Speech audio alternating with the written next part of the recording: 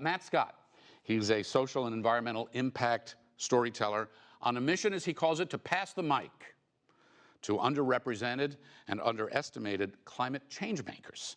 He leads the storytelling project at Project Drawdown. He's also, not entirely coincidentally, but close, he is a 2014 George Washington University School of Business alumnus. Matt, where are you? Come on up. It was great to see you. I'm just going to hand it over to you and let you talk a little bit about Pass the Mic, what you're doing, and then I think you have a surprise for us. Yeah, so great to see everybody. Always great to be at GW. And I want to, as I start out, ask you to consider a question. As you navigate crisis, as you seek solutions, who are the voices? What are the voices that aren't represented in those conversations? And literally, look around you. Consider who's sitting next to you here. If you're on the live stream, consider who's in the rooms with you or who you work with. What voices are represented and who's missing from those conversations? Unfortunately, studies often show, or studies have shown, that those most vulnerable to the impacts of climate change and the climate crisis, Black communities, Indigenous communities, communities of color, low-income communities, are also often not represented in climate conversations or in rooms like this, and that's a huge problem. And so, in the spirit of navigating crisis and seeking solutions, we're not taking that sitting down, we're doing something about it, and that's what Passing the Mic is all about. So in my work at Project Drawdown, recently we released Drawdown's Neighborhood, which is a short documentary series featuring climate solutions, and especially featuring people from underrepresented communities who are working on solutions in order to show a much more diverse range of people that they belong and that they have a place when it comes to climate solutions. That is long overdue.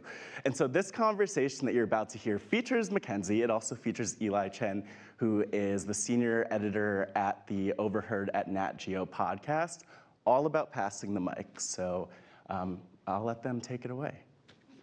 First, I want to bring in Eli Chen, pronouns she, her, senior editor of Overheard at National Geographic, the magazine's science and exploration podcast, as well as former science and environment reporter at the St. Louis Public Radio station, and so much more. Eli, how are you doing today? I'm good, Matt. Thanks for having me here.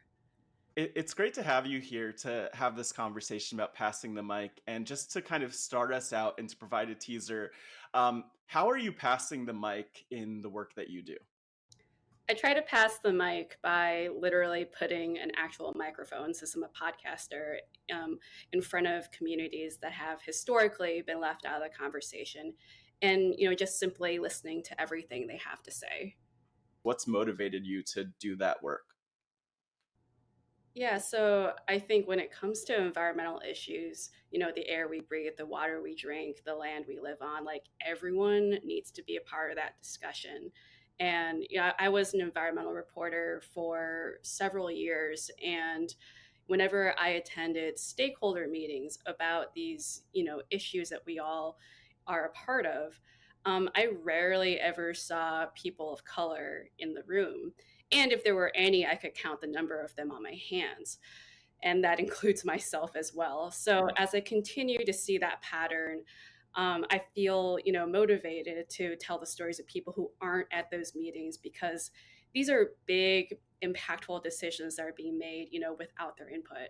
Yeah, I want to ask specifically about something from your work at St. Louis Public Radio. I read recently that you explicitly were focusing on prioritizing, interviewing scientists and underrepresented groups, including women of color. But why was that so important to you and to the station at the time? We have to recognize that science isn't done in a vacuum. Every scientist, they bring with them their personal experiences, their upbringing, into the work that they do. So, their life experiences inform the work they do, and it improves the science. It also improves the public understanding of that science. I want to know, how are you bringing those experiences or those priorities that you had previously into the work that you're doing now at Nat Geo?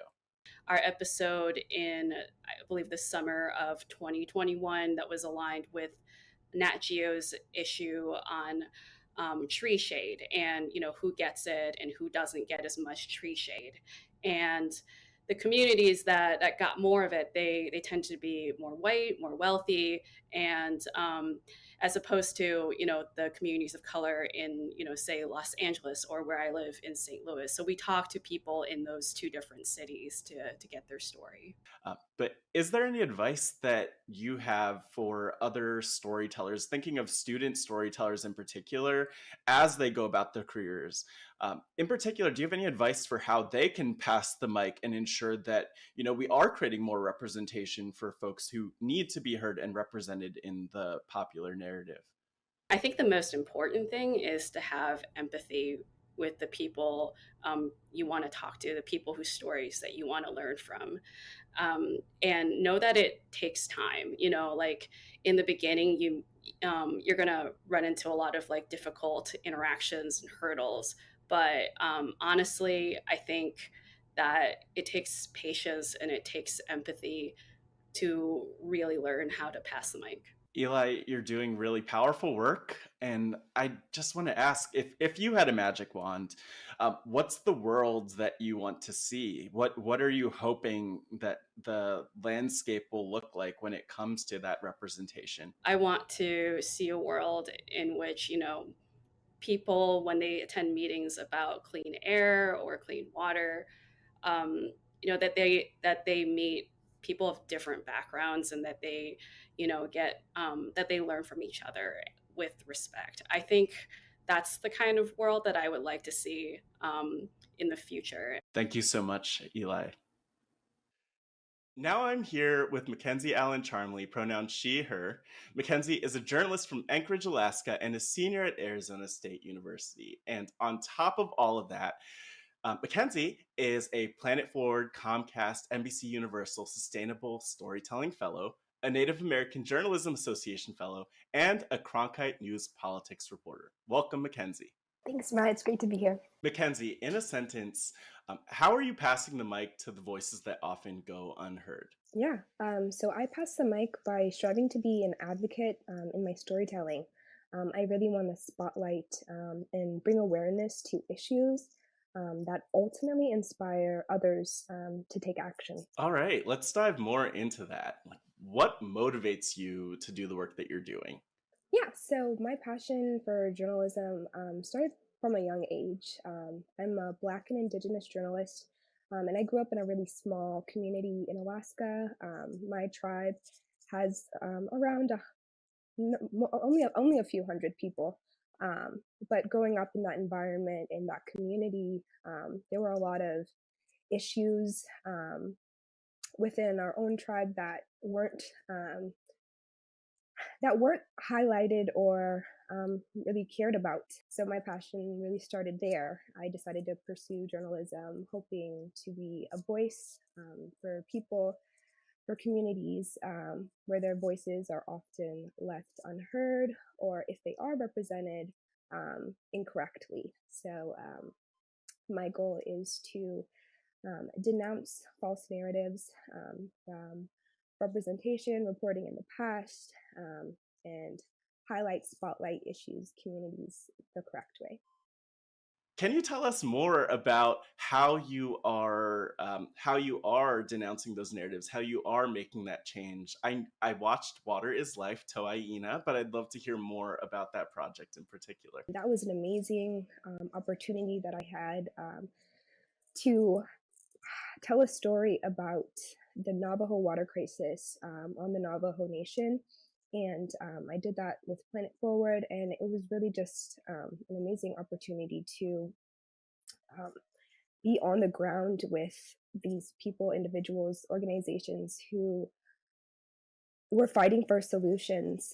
The documentary highlights, topics of environmental justice, water inequity on the Navajo Nation, and it was really wonderful to see the passion that these individuals, organizations had, and also resilience in, advocating for their communities, for solutions in regard to what was going on with climate change and their environment. are there any words of wisdom or advice that you have for other storytellers who are of like underrepresented identities? Like any advice you'd give to them for navigating spaces where like often you're the only one in the newsroom, or where often you're the only voice who's from that perspective, who could speak to that perspective? Evaluate your passions and use that to understand that all it takes is the first step. If you have a desire, if you have a hope to make something different, then anything is possible if you put your mind to it. Thank you so much for this time.